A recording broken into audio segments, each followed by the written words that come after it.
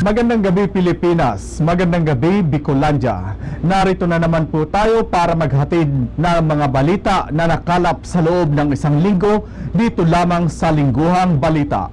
Ang inyong lingkod, si Rosauro Amistoso. Narito na ang headlines ng Lingguhang Balita. Programang 2020 Barangayan sa Bicol, Serbisyo Caravan inilunsad sa Barangay Bato, Bacon District. 2020 Census of Population and Housing ng PSA Sorsogon nakatala ng 98.24% enumeration areas sa kasalukuyan. National ID System sa probinsya ng Sorsogon inaasahang magsisimula na sa susunod na taon 2021. Prinsipal at mga guro may payo sa mga magulang na nahihirapan sa pagbabalanse ng kanilang oras sa pagitan ng trabaho at pagtuturo. Awarding ceremony para sa LGU Castilla bilang kauna-unahang ISO certified sa buong Kabikulan gaganapin sa Oktubre 15. 1 million financial aid ng city government sa Barangay Borabog inilagak sa proyektong multipurpose hall ng barangay. Itinayong learning hub ng Barangay Borabog, malaking tulong para sa mga magulang at mga estudyante sa pamamahagi ng mga modules. Poblasyon Castilla, malapit nang maging ISO certified katulad ng LGU Castilla. Consultation meeting para sa supplemental budget, aprobado na sa Barangay Pamurayan. Unang araw ng opening of classes sa Pamurayan Integrated School naging matagumpay. Narito na ang detalye ng mga balita. Inilunsad sa Barangay Bato, Distrito ng Bacon ang programang 2020 Barangayan sa Bicol. Layunin ng programang ito ang mailapit sa mamamayan ang serbisyo ng gobyerno. Narito ang exclusive report ni Ray Gandino. Programang Barangayan sa Bicol o Serbisyo Caravan ng DILG ay inilungsad ngayong buwan ng Oktubre. Matatandaan na ito'y nagsimula noong petsa 5 hanggang 9 sa kasalukuyan sa Barangay New Bato, Bacon District at pinangunahan ito ng iba't ibang ahensya ng gobyerno. Kabilang na dito ang hanay ng PNP sa pangunguna ni City Police Chief Superintendent Benito Dipad, Armed Forces of the Philippines o AFP, BGMP, CDA, SSS, DPWH, Provincial Assessor Office, DICT, City Agriculture Office, DENR, National Irrigation Administration, Department of Agrarian Reform, PENRO, OFPAG, TESDA, PFAR, DTI, at iba pang mga ahensya di gobyerno. Ayon sa eksklusibong pakikipagpanayam ng Bicol TV News Team kay Punong Barangay Michelle Domens, sinabi nito na ito'y magbibigay ng benepisyo at kasagutan sa problema ng kanyang mga residente sa barangay. Ang Serbisyo Caravan, ang dulo talaga nito sa amin ay yung mabenepisyohan ang lahat ng ating constituentes dito sa Barangay Bato. Tulad ng sa health, pagpapacheck up nila. Narito po sa ngayon, sa nakikita ko, marami po ang lumalapit sa SSS, PhilHealth. Ito po na programa ng Philippine Army, yung libreng gupit at massage. Tapos, mayroon din po doon sa CSWD, mga problema nila. Tapos may sa BPAR po, na kung saan ang mga anak ng mga fisher folk, may grant po sila na scholarship para po sa mga taga rito po. Marami pa pong iba, LTO, na yung wala pang mga rehistro sa kanilang mga sasakyan, maaari silang pumunta rito para ipaayos at magkaroon ng lisensya ang kanilang mga bihikulo. Ito ang magbibigay ng kasagutan sa mga problema sa aming barangay. Isa na rito ang sa DOH na kung saan narito ang dental check-up at kung ano pa man na kung saan ang aking mga kababarangay ay mabibinipisyuhan ng kanilang serbisyo. Narito rin ang SSS, PhilHealth, gayon din ito na magsisilbing solusyon sa mga problema nila kung sakali man mayroon silang problema sa kanilang mga birth certificate or doon po sa SSS na mayroong mali sa kanilang mga pangalan. Narito rin po ang TESDA, DepEd, DNR, DAR, at marami pang iba. Isa naman sa lugar na naging mapalad ang barangay ng Bato na mabigyan ng mga proyekto o programa galing sa iba't ibang ahensya ng gobyerno sa buong barangay sa probinsya ng Sorsogon. Kaya't labis-labis ang pasasalamat ni Barangay Chairwoman Michelle Domens sa DILG na kung saan ito ang nagkondukta ng nasabing programa. May mangilan-ngilan ding proyekto na nailatag ang nasabing barangay sa DILG dahilan niya na nawagan ang nasabing opisyal sa private o public agency lalo't na sa ahensya ng DILG na may isakatuparan umano ang lahat ng proyektong kanilang inihain nang sa gayon ito'y may benepisyuhan ng kanyang mga residente. Ang DILG po, ang mga national government po, ang nag-ano nito, ang nagplano na sila'y bumaba dito sa aming barangay para mabigyan ng mga proyekto na kung saan sa tingin nila wala pa po kaming mga ano. Yun po ang purpose nila kasi para sa kanila, sa mga survey nila, kami po ang risk area na dapat ang mga tao mabigyan ng serbisyo. Tulad ng sinabi ko, sa out of 541 in the province of Sorsogon, sa 541, dalawa lang po dito sa Sorsogon City, na kung saan ito po ang Barangay Bato at Barangay Hamislagan. Maraming salamat po sa DILG dahilan sila po nito ang nagkondukta ng barangayan sa Bicol. Sila din po ang nagbigay sa amin ng lakas para mailatag namin ang mga issues concerns sa aming barangay. Yung mga proyekto na kung saan makakagaan pa sa aming mga constituentes. Isa sa mga proyekto na aming inilatag sa DILG, iyon po yung tinatawag na evacuation center. Dahilan po dito sa Barangay Bato, wala po pa kaming evacuation center. Pangatlo po, isa po yung seawall sa Sitio Old Bato. Isa pa rin po sa proyekto na isinabi namin sa DILG yung pag-purchase ng lot na hindi lang purchase para ng lot, kundi hindi lang para sa daycare center, kundi para sa home lot sa mga tao na nangangailangan rin ng pwedeng mabahayan. Sana lahat ng proyektong inihain namin sa DILG maging makatuparan po para nga sa mga darating man na panahon, ang lahat ng ito'y mabenepisyo ng aking mga residente. Sa naging makabuluhang programang ito, muling nagpasalamat si Kapitana Michelle Domen sa lahat ng department heads ng DILG, buong sektor ng gobyerno na nagsilbi sa kanyang barangay. Pinasalamatan din ni Cap Domens ang ating butihing mayor ng Sorsogon sa naging suporta nito na may sakatuparan ang ganitong programa sa kanyang barangay. Bukod pa riyan, pinasalamatan din niya ang lahat ng kanyang mga kasamahan sa barangay.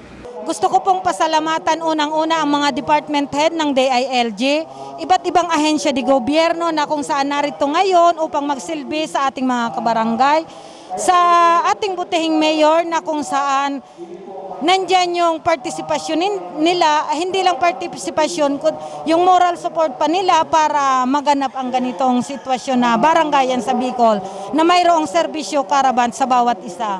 Sa aking grupo, sa aking mga barangay kagawad na kung saan mula October 5 hanggang October 9, full support po talaga silang nakipag-cooperate. Kaya pinapasalamatan ko din po ang aking mga barangay council, SK at iba pang mga tumulong sa amin para maging maayos at sa ganun din po, pinapasalamatan ko din po ang Bicol TV. O kahit nga po hindi ko po sila naimbitahan pero dahil nga po sa serbisyo nila, ninais nila na maipahayag at maipakita sa lahat na ang Barangay Bato ay mayroong serbisyo caravan. Yan ang kabuang ulat para sa Lingguhang Balita. Ako si Ray Gandino, ang inyong tagapag-ulat. Nakapagtala ang PSA o Philippine Statistics Authority ng 98.24% para sa 2020 Census of Population and Housing dito sa buong probinsya ng Sorsogon. Sa special report ni Ray Gandino. Nandito tayo ngayon sa PSA Sorsogon upang alamin ang kanilang mga updates at ating makakausap ang kanilang Chief Statistical Specialist na si Mrs. Elvira Apuñol. Sa isinagawang 2020 Census of Population and Housing ng Philippine Statistics Authority noong nakalipas na Setyembre 1 dito sa probinsya ng Sorsogon, nagkaroon ng mahigit 98.24% sa kabuang bilang ng enumeration areas o katumbas ng 968 na mga barangay at munisipalidad na sakop ng kanilang programa, samantala 951 naman sa mga lugar na ito ang tapos na. Sa ngayon hong October 5, 2020, meron na ho tayong 98.24%. So, ito pong 98.24%, meron tayong 968 na enumeration areas. So, ang 900 out of 968 enumeration areas, meron na tayong natapos na 951. Of course, Barcelona, tapos na ho tayo, Bulan, Bulusan, Kasiguran, Castilla, Donsol, Gubat, Irosin, Huban, tapos so, Preto Diaz, Santa Magdalena, and yan po ang tapos na natin or 100% completion. Magallanes is 93%, Matnog 98%, Pilar 94%, and Sorsogon City 96%. So a total of 98.24% dito sa Interprovince of Sorsogon. Labis-labis naman ang pasasalamat ni Ginang Elvira Apuñol, Chief Statistical Specialist ng PSA Sorsogon, sa lahat ng respondent ng kanilang activity, maging sa poong may kapal sa naging kaligtasan ng mga enumerators sa kabila ng COVID-19 pandemic. Gusto ko din ho na pasalamatan ang Diyos despite ng mga pag-uulan, ay na-interview ng ating mga enumerators yung mga tao. Inobserve talaga nila yung self-safety and health protocol, physical distancing, at saka yung face mask and face shield. So nagihong successful ang ating enumeration. Nilinaw din ng inyong lingkod kay Ginang Elvira Apuñol, Chief Statistical Specialist ng PSA Sorsogon, tungkol sa kahalagahan ng Census of Population and Housing, nang sa gayon malaman ito ng bawat isa at makipagtulungan na rin sa kanilang ginagawang activity. Ginagawa ho yan kada ika-10 taon to take the inventory of all Filipinos. Kinukuha natin yung population. Ginagamit ho yan, of course, sa mga policies and plans ng ating gobyerno na ginagamitan ng numero ng ating populasyon. Ginagamit ho yan sa pagdetermine ng kanilang internal revenue allotment. Yan ang kabuang ulat mula dito sa PSA Sorsogon. Para sa Lingguhang Balita, ako si Ray Gandilo, nag-uulat. Pasisimula na sa darating na taon 2021 ang National ID System dito sa probinsya ng Sorsogon, kung saan sa Rehiyon Bicol, ang Masbate, Camarines Sur at Albaylang ang magsisimula sa October 12. Narito muli si Ray Gandino. Sa ngayon, hindi nakasama ang probinsya ng Sorsogon sa National ID System o Philippine Identification System, ngunit merong mga ginagawang pre-activities ang PSA Sorsogon nang sa gayon ito'y masimula na ngayong darating na January 2021 dito sa nasambit na probinsya. Sa ngayon ho, ang probinsya ng Sorsogon, hindi siya nakasama. Based on the 2018 Family Income and Expenditure Survey, only Camarines Sur, Masbate and Albay ang magsisimula ho ngayong October 12. Pero ho, sa ngayon ho, kahit hindi tayo doon sa priority na 40 provinces na tinatawag, may mga ginagawa na ho kaming mga pre-activities para ho by January 2021, mag-i-start na din ho tayo ng registration. May magaganap naman na upcoming survey ang opisina ng PSA o Philippine Statistic Authority Sorsogon. Ito'y may kaugnayan sa Labor for Survey na gagawin ngayong kasalukuyang buwan. Bukod pa riyan, magkakaroon sila ng Consumer Expectation Survey alinsunod sa kautusan ng Bangko Sentral ng Pilipinas. May upcoming na naman kaming mga surveys na kung saan October 2020 Labor for Survey na sa ngayon po ay nagtitraining dito sa aming opisina para po dyan po binabasehan ang mga unemployment ng ating mga kababayan. So pupunta na naman ho yan sa mga bahay-bahay, mga sample respondents na tinatawag namin para kumuha ho ng datos para na naman ho doon para pagbasehan ng employment statistics. Meron din ho tayo ng Consumer Expectation Survey ngayon, yung pa-survey ng Bangko Sentral ng Pilipinas para po sa opinion po kung ano na po ang ating ekonomiya sa ngayon. Sa muli, nagpaabot ng pasasalamat ang nasabing opisina sa pamumuno ng kanilang Chief Office na Ginang Elvira Apuñol sa lahat ng mga tao, kinatawan ng mga barangay officials, local chief executive sa bawat munisipalidad, maging sa ating butihing gobernador at sa Provincial Census Coordinating Board. Nagpapasalamat ho ang Philippine Statistics Authority sa pagbigay ho ng ating mga mga respondents, ng mga tao, ng kanilang kooperasyon, doon po sa ating mga enumerators, team supervisors, and census area supervisors, and of course, doon din ho sa ating mga barangay council, doon po sa mga barangay na nagbigay ho ng kanilang tulong dito sa ating mga enumerators, and gusto ko din na ipaabot sa mga ating mga municipal mayor or the local chief executive, sa ating gobernador na tumulong. Of course, the Provincial Census Coordinating Board na nagtulong-tulong po, and ang iba-iba pang ahensya ng gobyerno na nagtulong-tulong po sa information dissemination para po maging successful po ang ating 2020 CPH. Yan ang kabuang ulat mula dito sa PSA Sorsogon. Para sa Lingguhang Balita, ako si Ray Gandilo, nag-uulat. Sa pagsisimula ng pasukan, mga magulang lubang nahihirapan. Kaya narito ang payo ng principal at teacher para sa inyong mga magigiting na magulang. Ang ulat ihahatid ni Red Laksa.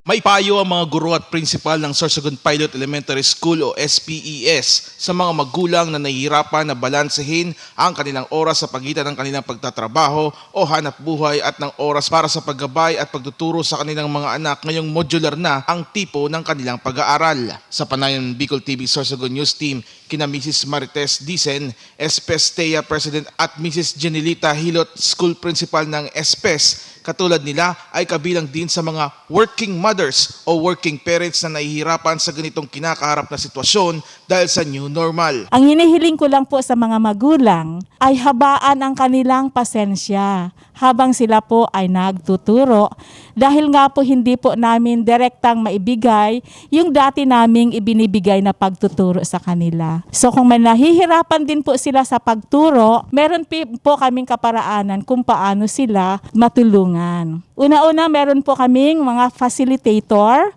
sa Barangay Sirangan at Barangay Talisay. Para lang po ito sa mga kinder at sa grade 1. Bilang isang guro, nakikita ko po ang pagkakaiba ng manner of teaching ngayon. Alam kong nahihirapan ang mga magulang sa pagtuturo sa kanilang mga anak dahil nakasalalay po sa kanila ngayon ang pagkatuto ng mga anak nila.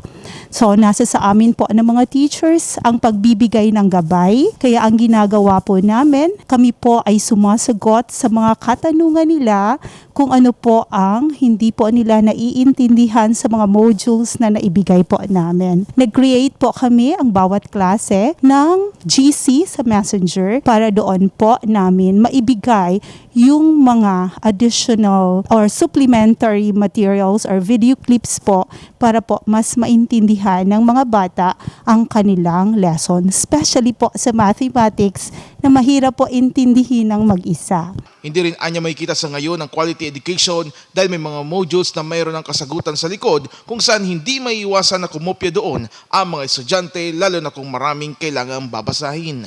Sa akin po, bilang isang parent at the same time teacher, mahirap po ngayon. Ang sa classroom situation, normal classroom situation na face-to-face, at least kung meron kang 33 pupils, merong 33 thinking minds na at least mag-share ng kanilang ideas at yung ideas nila ay makakatulong sa bawat isa. Hindi katulad ngayon na ikaw lang mag-isa, yung bata lang mismo mag-isa ang mag-iisip kung paano niya yon maiintindihan. So mahirap po sa kalagayan ng mga bata ngayon at ng parents ngayon. Kasi yun po ay nararamdaman ko at nararanasan ko.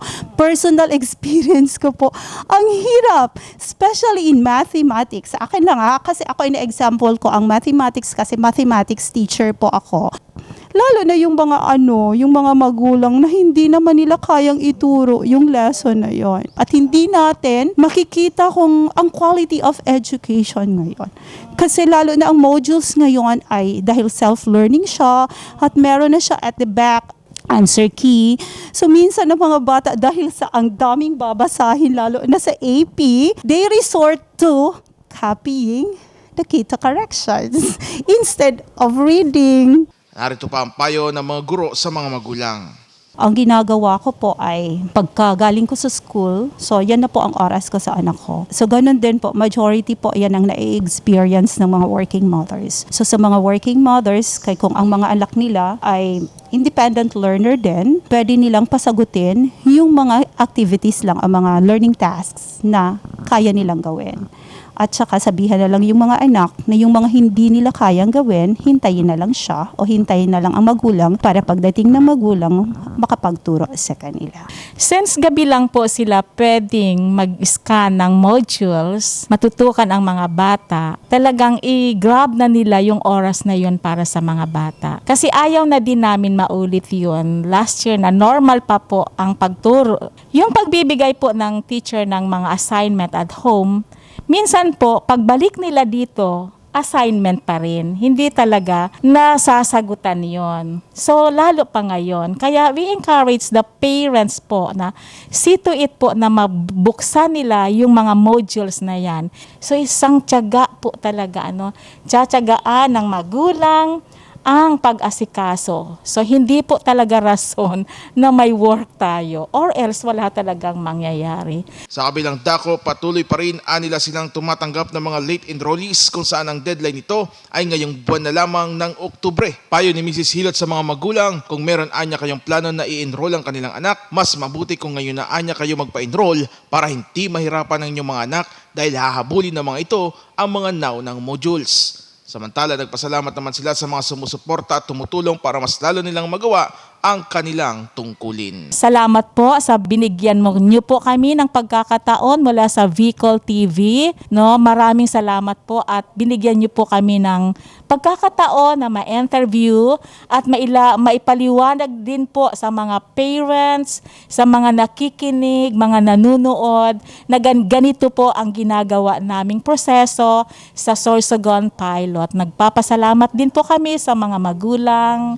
sa LGU, sa mga kapitan, mga tanod, na nagsusuporta po sa amin, sa lahat ng mga stakeholders, sa alumni po, na patuloy na nagbibigay ng tulong sa amin, at mga organization po, na nagpapadala ng kanilang tulong dito sa Sorsogon Pilot. So, kami po ay nagbibigay ng assurance po, na sisikapin din po namin na ang malampasan po natin ang school year na ito na wala pong problemang gaano, na sana po na ang school year na ito po sa kabila ng pandemic na ito ay malampasan natin at mapanagumpayan po ito. So, nagpapasalamat po ako una sa Diyos at sa lahat-lahat po na tumutulong sa amin. Sa lahat po ng mga magulang, na andito lang po kami ng mga teachers para po gumabay sa inyong mga anak. Ano man po ang katanungan, ang nais po ninyong maliwanagan, we are just a text and a call away. Sa mga bata po, happy learning at andito lang po kami palagi sa paggabay sa inyo. Maraming salamat po. Para sa Lingguang Balita, ako si Red Laksa, ang inyong tagapag-ulat. Magbabalik ang Lingguang Balita para sa iba pang mga detalye. Sometimes we feel bored at home. We want new environments. Travel and search for new locations. Try and experience home at Villa Soto Resort and Recreations, Poblacion, Castilla, Sorsogon. It features regular and family-sized rooms, fully air-conditioned, cable TV and clean bathrooms. Plus, a swimming pool surrounded by green lush of nature. A multi-purpose hall for a variety of reasons. Contact us at CP number 0918-614-0143. Stay with us and feel at home. Villa Soto Resort and Recreations.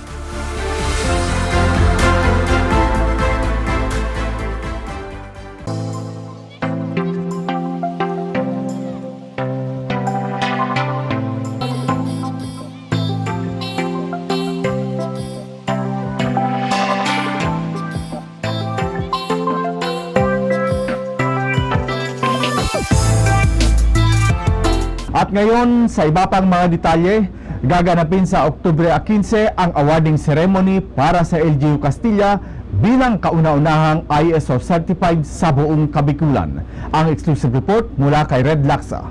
Gaganapin sa Oktubre 15, Huwebes, taon 2020 ang awarding ceremony para sa formal na certification ng LGU Castilla bilang kauna-unahang bayan sa rehiyon ng Bicol na Certified ISO 9001-2015 o Quality Management System o QMS. Ayon kay Mayor Bong Mendoza, isa sa mga dahilan kung bakit nasertipikahan ang nasabing bayan ay dahil anya sa mga best practices nito katulad ng magalang, matinabang at marinispeto. Butika sa munisipyo kung saan namimigay ng libreng mga gamot, libreng kabaong para sa mga patay at sa mga humihingi ng tulong ay dinideliver na sa kanilang bahay para hindi na pabalik-balik pa ang mga humihingi ng tulong. Isa sa mga magiging panauhin ng nasabing seremonya ay walang iba kundi ang gobernador ng Sorsogon na si Governor Chis Escudero na kung matatandaan ay pangarap nito na maging certified ISO ang lahat ng bayan at lungsod sa probinsya ng Sorsogon. Magkakaroon dito ng virtual awarding na pangungunahan ni na Engineer Joselito Soler, Managing Director ng Certification International Philippines Incorporated at Mr. Renato Navarrete. Para sa Ligong Balita, ako si Red Laksa, ang inyong tagapag-ulat. Nagkaroon na ng kasagutan ang matagal ng pinangarap ni Burabod Barangay Captain Priscilla Miras sa kanyang barangay ang magkaroon ng multipurpose hall. Narito ang report ni MJ Mendoza. Naibigay na ang 1 milyong city aid mula sa city government para sa itinatayong 2-story multipurpose hall building ng Barangay Burabod dito sa lungsod ng Sorsogon. Sa pahayag ni Barangay Chairwoman Presi Miras, matagal na umano itong pangarap ng kanilang grupo sa konseho na magkaroon ng nasabing building. Last year po, nahatagan ang samuyang barangay sin 1 million. Ina po na hinagad namon sa city government na magkaigwa kami sin multipurpose hall. Nasa phase 3 na din. Nataga na din kami sa 2020. So, iaadi na po sa amon ang pondo na 1 million gihapon para mapatapos namon talaga na edifisyo.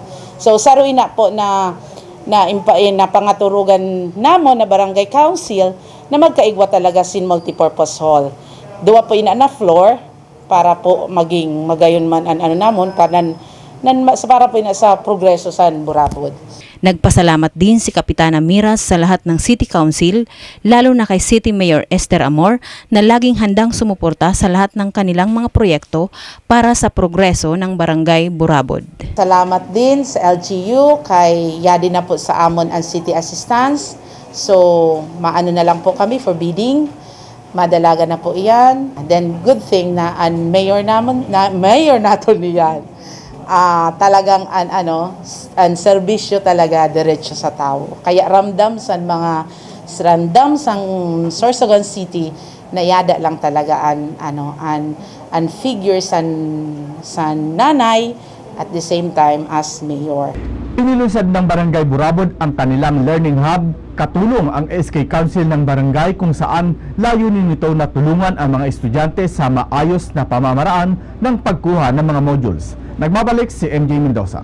Hindi naging balakid ang pandemyang COVID-19 sa mga estudyante matapos mailunsad ang learning hub sa Barangay Burabod, Sorsogon City. Layunin nito na magkaroon ng sistematikong pamamaraan para sa distribusyon ng mga modules na kinukuha ng mga magulang para sa kanilang mga anak sa elementarya at high school. So naging man po kami, naging aktibo man po ang Barangay Council para po matugunan ini na nahagad sa agyat sa ato niya na distance learning. Naging po kami, naging facility din kami na magkaigwas na nagpipick up ang mga magurang san module san mga batit. So para para maging komportable din sinda, ang SK din namon for launching po sinda sa Barangay Burabod Learning Hub. Wherein ang mga ang mga learners magkakaigwas in free use of Wi-Fi, and then may area po kami dida na pwede nindang gamiton para mas komportable po sinda makaano sa distance learning. Malaki naman ang pasalamat ni Barangay Chairwoman Presi Miras sa mga SK Council sa ginawang effort sa paglunsad ng proyektong ito. Para sa Lingguang Balita, MJ Mendoza, nag-uulat. Nakalinyada na rin ang Barangay Poblasyon Castilla Sorsogon na gawaran bilang ISO certified katulad ng LGU Castilla. Narito ang ulat de Bernard Pancho.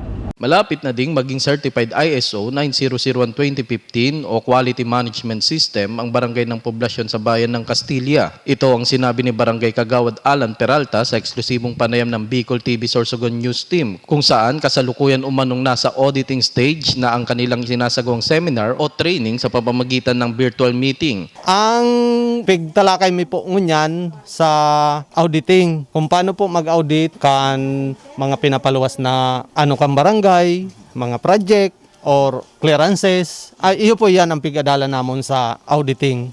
Kung sakaling matapos na ang mga seminar o training ay tuluyan ng magiging certified ISO ang nasabing barangay katulad ng bayan ng Castilla. Ayon pa kay Kagawad Peralta, napakalaking pakinabang umano ng nasabing sistema sa barangay dahil magiging mabilis ang pagkuha ng mga clearance at iba pang katulad ng mga dokumento. Napakalaki po ng pakinabang nito sa barangay. Una-una, sa pagkuha mo pa lang ng clearances, minuto lang. Tapos arrangement po ang lahat ng clearance na kukunin mo. O kung hahanapin mo po sa barangay, once na maghanap ka po ng mga clearance, isang tingin mo lang makukuha mo na. Kasi yun po ang pinag-aralan namin about sa seminar kung paano makapag-survey ng maayos sa tao ng barangay. Mas mapapabilis din ang paghahanap ng anumang mga dokumento dahil sa nasabing sistemang ito. Nagsimula silang mag-seminar para sa ISO noong nakarang taong ng Hulyo, kung saan 2 lamang silang barangay sa Castilla kabilang ang barangay ng Kumadkad ang nagseseminar para sa nasabing quality management system. Para sa Lingguang Balita, ako si Bernard Pancho, ang inyong tagapag-ulat. Matapos ang isinagawang deliberasyon ng Barangay Pamurayan local officials sa pamamagitan ng consultation meeting, inaprobahan ng Barangay Council sa pamumuno ni Kapitan Arles Hanaban ang kanilang supplemental budget. Narito ang report ni MJ Mendoza. Positibo ang kinalabasan ng isinagawang consultation meeting sa Barangay Pamurayan nitong nakalipas na 5 ng Oktubre kasalukuyang taon. Ang nasabing meeting ay pinangunahan ni Kapitan Arles Hanaban na dinaluhan ng mga Barangay Development Council, BASCAP President, Health Sector Representative at Youth Sector Representative. So hindi na matabi niya na ipapabigta na worth 400 plus, ini po ay amo ini ang ira po sa barangay. Ibig sabihin tabi, ira sa barangay, budget ini sa barangay, so kita po sa diyan mga katrabaho. Kaya nagkaiba po kita sa dina supplemental. So kung makikita tabi nito, damo man ang savings sa barangay, eh di talaga kita nakapagpatrabaho way back 2018 hanggang sa presente na ini, na ang budget ay hali sa barangay mismo. So niya tabi, batugan ta na ini, di bali na karalipot, basta mayad ang pagkagibo. So, turnover ito na. Tayo na tabi ni. Nagpaliwanag din si Kagawad Janet Heresano bilang may hawak ng Committee on Appropriation tungkol sa kabuuan ng Supplemental Budget number 004 Series of 2020. Mayad man po ang naging resulta sa muya na meeting. Iso-supplemental budget namo na may amount na 363,350 pesos and 83 centavos. Mapapakadto po siya sa construction of local roads. Ang mga location po sa nasambit na project, Purok 1, Pandua po, Purok 3, 4, and 5. Amo po tabi ni ang mga proyekto nagigibuo namon sa niyan na taon. Nag-agree man po or approve man po ikan Barangay Council, asin man po kaibahan ang Barangay Development Council member. Matatandaan din na pagiging transparent ang isa sa isinasaalang-alang ni Kapitan Arles Hanaban sa kanyang panunungkulan sa nasabing barangay. Para sa Lingguang Balita, MJ Mendoza, nag-uulat. Sa pagsisimula ng araw ng pasukan sa pampublikong paaralan sa buong Pilipinas, silipin naman natin ang Pamurayan Integrated School na matatagpuan sa Barangay Pamurayan sa West District, Sorsogon City. Ang report mula kay Ray Gandino. Ating alamin at kumustahin ang unang araw ng pagbubukas ng klase dito sa Pamurayan Integrated School at ating makakapanayam ang kanilang principal na si Mr. Eduardo Bongkag. Sa gitna ng COVID-19 pandemic na ating kinakaharap, hindi nagpatinag ang kagawaran ng edukasyon sa pagbubukas ng klase na sinimulan noong October 5 taong kasalukuyan para sa school year 2020 to 2021. Sa pakikipag-usap ng Bicol TV News Team kay Ginoong Eduardo Bongkag, school principal ng Pamurayan Integrated School, sinabi nito na sila'y lubos na nagagalak sa unang araw ng pagbubukas ng klase dahil ito'y naging matagumpay. And I'm happy to say na the opening of classes is very successful. There's a smooth process of the distribution ng mga modules sa mga parents. Meron lang konting parents na hindi nakapunta, but we follow them up and then they arrive to get the modules. So, successful talaga ang aming ang aming opening of classes. Walang hassle na nangyari kasi nga starting the second week of September, we started preparations. At lahat ng modules for this week are already distributed to the parents for their learners. Nilinaw din ng inyong lingkod kay School Principal Edgardo Bongkag kung ano-ano bang mga learning materials ang kukunin ng mga parents mula sa kanilang school at kung hanggang kailan ito magtatagal sa pangangalaga ng estudyante. Yung mga modules ng mga bata, yung mga answer sheets, assessment materials na ginawa ng mga teachers. Yung first week, ang gagawin ng mga bata, they will answer the modules for 3 days.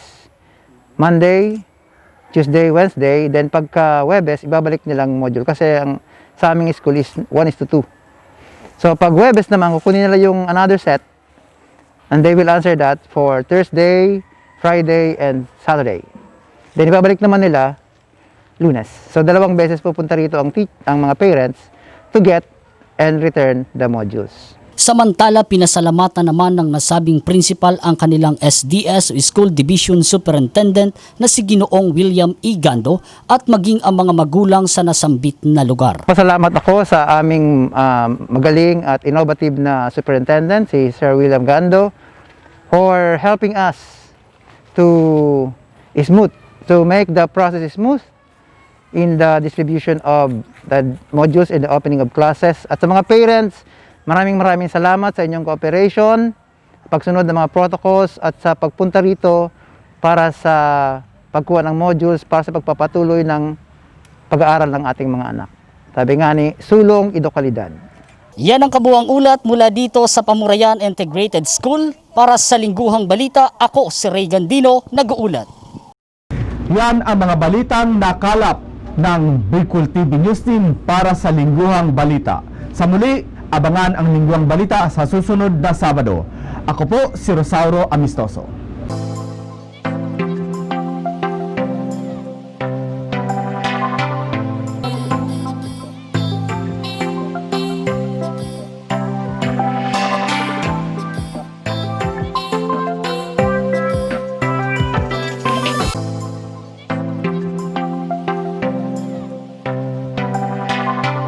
Sometimes we feel bored at home. We want new environments. Travel and search for new locations. Try and experience home at Villa Soto Resort and Recreations, Poblacion, Castilla, Sorsogon.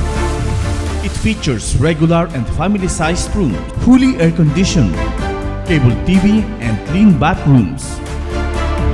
Plus, a swimming pool surrounded by green lush of nature. A multi-purpose hall for a variety of reasons. Contact us at CP number 0918-614-0143. Stay with us and feel at home. Villa Soto Resort and Recreations.